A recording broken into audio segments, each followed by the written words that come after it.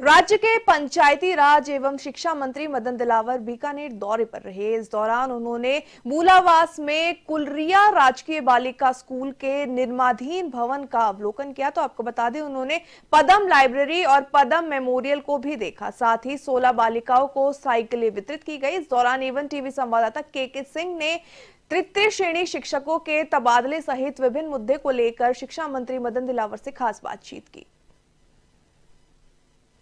इस वक्त हमारे साथ मौजूद हैं राजस्थान के पंचायती राज एवं शिक्षा मंत्री मदन दिलावर जी। सर दिलावर साहब, अंग्रेजी माध्यम के स्कूलों को विपक्ष आरोप लगा रहा है कि बंद कर रहे हैं, और आज हम आपको देख रहे हैं कि आप आज विजिट करने आए हैं, तो कहाँ ये बात? देखो, अंग्रेजी विद्यालय होना कोई गलत बात नहीं है, अंग्रेजी सीखना भी कोई गलत बात नहीं है, लेकिन उसके लिए संसाधन होने चाहिए। अंग्रेजी में अध्ययन किए हुए अध्यापक होने चाहिए, अंग्रेजी की पुस्तकें होना चाहिए और बिल्डिंग भी पर्याप्त होना चाहिए। इसके बिना ही हिंदी विद्यालयों पर बोर्ड लटका देना कि ये अंग्रेजी विद्यालय हो गए, इससे बड़ी बेईमानी और बच्चों के साथ दुष्टता कोई और हो नहीं सकती है। जो पूर्व सरकार जो कांग्रेस की थी उन्होंने किया, और उसके दुष्परिणाम क्या रहे? प्रदेश की लाखों बच्चियों ने, छात्राओं ने और विद्यालय छोड़ दिया, क्योंकि वह कक्षा 1 से ही हिंदी पढ़ती आई थी। एकदम उनको कहा गया तुम 6ठी 7वीं में भी हिंदी पढ़ो, आगे बढ़ो। कैसे पढ़ेंगी? और इस डर के मारे कि वो एकदम हिंदी नहीं पढ़ पाती, नहीं, और पढ़ेंगी तो पास नहीं हो पाएंगी, मेरा कुछ साल बर्बाद हो जाएंगे। उन्होंने या तो विद्यालय छोड़ दिया या प्राइवेट विद्यालयों की शरण ली। कोई भी माँ बाप 5, 7, 8, 10 किलोमीटर पैदल अपनी बच्चियों को नहीं भेजना चाहता।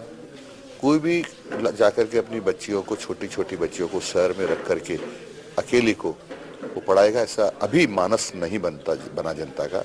इसलिए बहुत नुकसान हुआ है राजस्थान का। पंचायती राज सीमांकन, अब चूंकि आप संयोजक हैं, किस तरह से, क्या, कब तक उम्मीद करें? मैं समझता हूँ कि बहुत जल्दी इसको करने वाले हैं, और जो चुनाव होंगे वो जो पुनर्गठन, पुनर्सीमन होगा पंचायतों का, उससे ही होगा।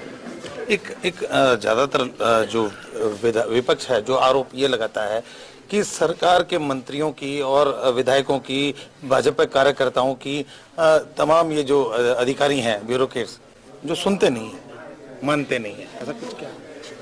इससे बड़ा झूठ कोई नहीं है। ये तो झूठ बोलते हैं, क्योंकि आपको पता होगा इन्होंने तो धारा 370 समाप्त करी, उसका भी विरोध किया, उसके बारे में अनर्गल चर्चाएं की।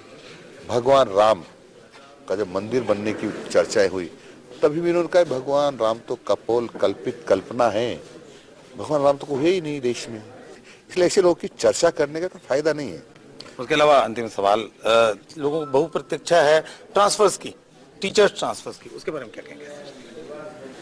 देखो, ट्रांसफर सतत प्रक्रिया है, होना चाहिए, लेकिन पूरे साल ही ट्रांसफर होना चाहिए, ये भी ठीक नहीं है। आप समझदार लोग सब जानते हैं कि जब लोकसभा के चुनाव हुए, विधानसभा के चुनाव हुए, उसके बाद ही लोकसभा के थोड़े दिन बाद चुनाव हो गए, लोकसभा के चुनाव के बाद ही उपचुनाव हो गए, उपचुनाव के बाद ही अभी आपको पता है कि बोर्ड की ये लोकल परीक्षाएं चली। लोकल परीक्षा समाप्त हुई तो बोर्ड की परीक्षाओं की तैयारी चालू हुई, बोर्ड की परीक्षाएं होंगी। क्या इस पीरियड में ट्रांसफर करने चाहिए थे?